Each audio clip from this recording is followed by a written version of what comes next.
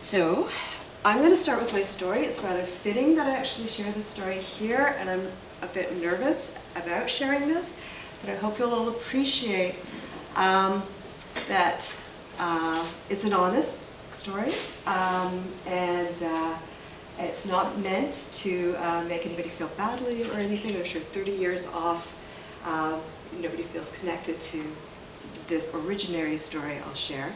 But the roots of this program probably lie in my experience of graduate education here when I completed my psychology degree. And I think that that would be true. I think it's true for many people around the time going through their graduate degrees about 30 years ago or so. I don't know how to parse that necessarily, but I remember being at a symposium that the undergraduate science students organized. So the Dean of Science was there, this at the University of Alberta, and a number of other sort of people. It was all about interdisciplinary, and they'd invited me from Faculty of Medicine and Dentistry. And a number of us were sort of sharing how we chafed and had some struggles trying to ask questions beyond how things have been set up in our programs. And that led to a lot of us who were speaking that evening to actually creating those spaces for the students we ended up teaching over time. After I graduated from the Department of Psychology, I got a great education. It just felt very narrow. And I promised myself, that I was going to do a PhD under such, and it wasn't just this program, it would also be psychology at that point, into the discipline of psychology, and I'm sure that's moved on. So many things have, but that stayed with me for a long time. I didn't go forward to do my PhD until I was assured that there was a program that would provide me the space to follow the questions I really wanted to explore, that were drawing me forward. I didn't want to do somebody else's research per se, so somebody had to be really generous and have a lot of time and patience for me for that. And I couldn't find such a program. When I looked at interdisciplinary programs around that time, even within about 7 to 10 year period after that, because I was working, I left here, I was working at Western for a good period of time, maybe 5-7 years. And as a research associate with Canadian Association, CAMH, I guess CAMH is what it is now, but it's addiction research then. And then I went into medicine as a primary care researcher in family medicine. And I'd look and I'd look and I'd look, and it seems to be always sort of two PhDs schmucked together, and that was interdisciplinary. So it just meant you had to do even more of all these sorts of requirements, which could have been fine, but none of the combinations really fit or drew me and led me. So I ended up going to Vancouver to take another job, because I thought, well, maybe I could do some creative writing there, maybe I could do this or that. And once my 2-year contract in the Department of Family Medicine, on the side, I was going to be doing that on the side, I wasn't starting a new career in creative writing. Once the 2-year contract ended, all of a sudden I learned about a program that had been in place for about 27, 28, 30 years. It's the longest interdisciplinary studies program in Canada. At that time, it was called the Individual Interdisciplinary Studies Graduate Program. And if you could convince 3 or 4 faculty members from widely disparate faculties, departments, disciplines, etc., that you had a question that could not be answered in any one of their graduate programs, but you required this space within the Individual Interdisciplinary Studies Program, then you could do that. So I managed to convince a number of people that at that point I thought, well, I finally have an opportunity to do something. Could be, people were bringing philosophy and forestry and creative writing together, and having month-long silent retreats in the rainforest, and coming back and doing workshops in the Department of Forestry, and just wild, interesting, different things. And I thought to myself, well, now that I've got this chance, what do I want to do? And I had been doing, my last research 2-year contract had been on aging.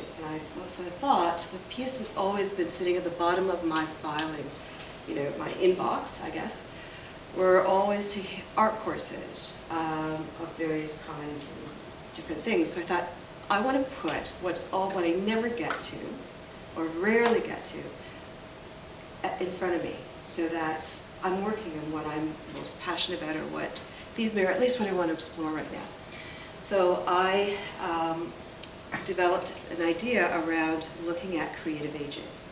So in looking at lifelong learning and development, rather than, again, so what I had been studying here was, my thesis was on looking at youth who had found their, had kind of, their life stories had kind of gotten mucked up, so they are finding themselves in jail or in sort of various difficult situations and may need a leg up. So a lot of what the research was doing at that point was trying to predict who would not succeed.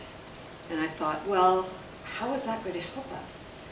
What would be what do we need to know to help people actually do well? So I was looking at positive conceptions of possibility in the lives of young offenders. And in knowing what their dreams are, perhaps they can help them to realize their dreams. So I'm kind of looking at the other end of the spectrum right now, and looking at those who are looking at retirement and ended up in some way becoming an artist. At times, they took MFAs. They were exhibiting their work in art galleries. Sometimes it was just what they were doing, and giving all their paintings away, et cetera, et cetera. The first woman that I met was in Edmonton. I'll tell you how I got to Edmonton in a little bit. But her name was Mary Topping, and she was part of a women's art collective. She was 80. I met her while she was exhibiting her work. She was conducting a workshop. She had started, no, she was 86 then. She had started her MFA when she was 80, or her BFA when she was 80. And she said to herself, if I don't do it now, when am I going to do it? So, probably a question she'd been asking herself a long time, and finally went and did it. So that was what I did, my creative age, that was my dissertation. I ended up finishing it in Edmonton. I got married around that time, and I was wondering to myself, I would really now like to think that this isn't just a lark, a thing that I did for my own interest, but that actually I can do something with this. And look, I kept just trying to scan all sorts of things that were going on in the UK, the United States, Canada. The United States had tons of things going on in terms of creative aging. They had a creative aging society that went on training weeks there. They had a lot of research going on, various things. A lot of things were going on in the UK as well. And then, but there's been nothing in Canada. But what I started noticing was that there was also this area called Medical Humanities. Again, tons of things going on in the United States. Lots of activity, and lots of arts and health activity in the UK. In Canada, hardly anything. Our very first program had been introduced in 1996 by Jock Murray, and this figures prominently in the story, who was Dean of Dalhousie. And he was an MS doctor, neurologist, going to tons of international conferences, and he noticed, he was very humanistic himself, all of the other activities that were going on. So after he served 2 terms as dean of the medical school, that often, I think this is kind of common, but I understand that deans will often be given a project. What would you like to do now that you're no longer going to be bossing everybody around? Where do you want to put your energy? And he said he wanted to create a medical humanities program, and that's what he did. So, and then nothing else in Canada. And there were a bunch of us that were kind of interested, but at any rate, so so I thought to myself, I'm leaving Vancouver now. I haven't quite finished my dissertation. I'm going to get married. My husband-to-be is in Calgary. He could stay in Calgary, he could go to Edmonton, or Vancouver may be a possibility. Through my continual scanning of things that were happening, I noticed that Edmonton seemed to be a bit of a hotbed, and Andrea might weigh in on why you might think that it is, for arts and health-related type of things. And so I went to we settled in Edmonton, went to the U of A, I got a research associate job, finished my dissertation, was connected with the Department of Family Medicine again, and it happened that that the chair at the time, there must have been a lot of money from oil. You go through busts and booms, it must have been a boom time. The chair of the Department of Family Medicine thought that he would approach the dean and say, Pam's here, her contract's just about up, can we give her a faculty position? And I'd asked him not to do that because I really didn't want, I was working in the area of rural health at the time. My grandparents are, before they passed not too long ago, were farmers, and that was a really significant, important piece for me. I really enjoyed the work that I was doing, really significant in my life, going to the farm for all sorts of holidays and summers, etc. But that was not what I wanted, so I said, please do not ask him for that position, not knowing how hard it might be to get a faculty position. And I even wrote a letter on letterhead and signed my name. He went and asked Dean Mary at the time for that position, and Dean Mary said no. I've already given tons of stuff, resources to rural medicine. And so happily, thankfully, the chair said, well, she's also interested in medical humanities. And Dean Mary said, I'd really like to talk to her about that. Dean Mary, as it turned out, was a faculty member under Jock Murray at Dalhousie, had then found his way to coming to U of A, and was now dean.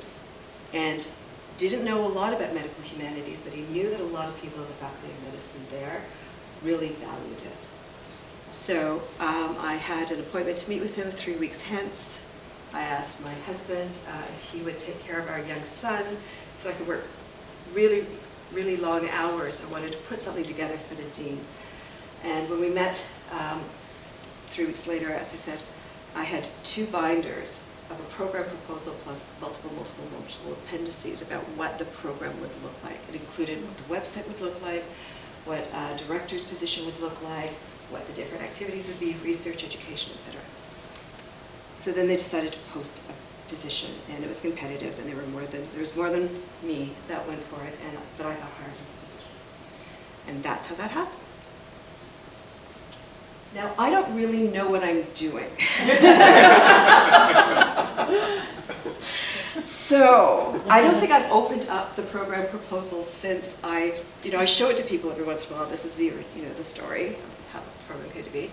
But I'm afraid to. I'm afraid, what if it looks exactly like it was? That'd be so eerie, or, say I'm way off. But the thing is, I don't even have time to do it, to take a look at it. So I haven't. What I have been doing is being responsive and watching for emergent opportunities. Something that Christine and I were talking about just a little while ago, about the fact that things that are working in particular ways are really incredible in various settings may be great to adopt. They're always going to be unique to your situation, your institution, your program. One of the things that we then had, so this is not in any way reflected here, but you want to create it relationally, that it matters to people, that you're not doing things that are going to make them feel like you're oppressing them, or you're taking resources away from them, or various things. You want to make friends, and I didn't know anybody. So I started off as co-director.